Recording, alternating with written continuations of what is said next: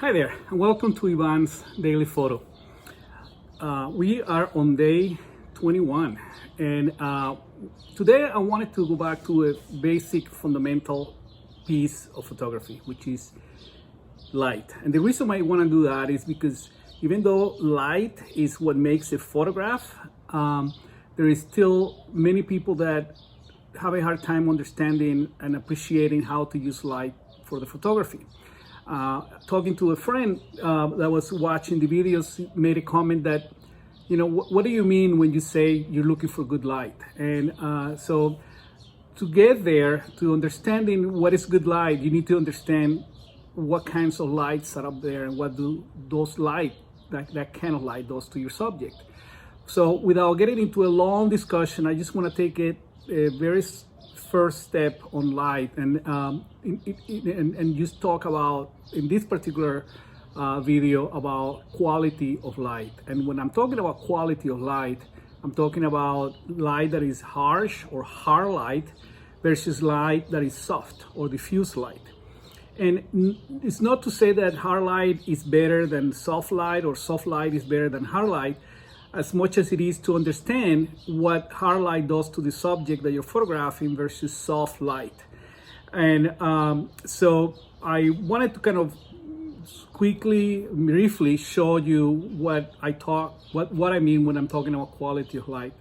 And but before I get there, I just wanted to give you a brief description of the three elements, I believe, that really the three properties that will help you understand much better about light. And one is quality, which just talked about. The other one is direction. Where is the light hitting the subject that you're photographing? So is it side light, front light, back light? And then the third one is color of light. And light has the temperature of light will affect the color of light. And a good example of this is if you do a photo of a sunrise early morning, you will see that there will be cool tones in your photo, especially that part of the landscape that has not been hit by light yet will tend to have some cool tones to the landscape.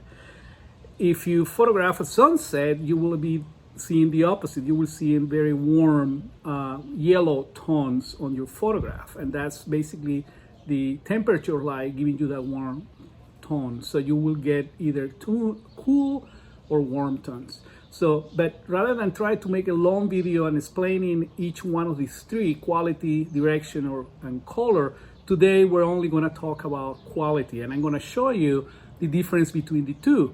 And then once we get to that, I'm also going to walk through the process, which is the process that I've been using to make every one of these photographs, which is finding good light, creating a composition, and then finally finding a way to connect that photo with the viewer. All right, let's go. So here we have what we call hard light, and as you can see, the thing that determines the hard light is the shadows are significantly prominent. You can see them very, very clear. You can also see that the light is very, very harsh and details pop. But you also have a challenge, and I purposely brought in this dark and white, because with hard light you have very, very dark and very, very light, and sometimes it might not work. And part of it is the range, the dynamic range of the camera sensor, and our eyes are better than the camera, so we're better off many times going into a place where this diffuse light, where it's more manageable. So we moved inside, and I purposely set it up this way because this is typically what will happen if you're using a phone or a camera in automatic setting. The sensor in the camera will measure the back light as well as the front light, and as a result you will end up with a underexposed subject. And this is why, because the background is very lit and the foreground looks dark, so the camera will balance it out. So my suggestion is find a backdrop that is not as bright, and ideally you want a backdrop that is darker than the foreground. That way your foreground can work. Once you have figured out the light, it's time to work on the composition and the third element, which is connecting, and that's what I did here.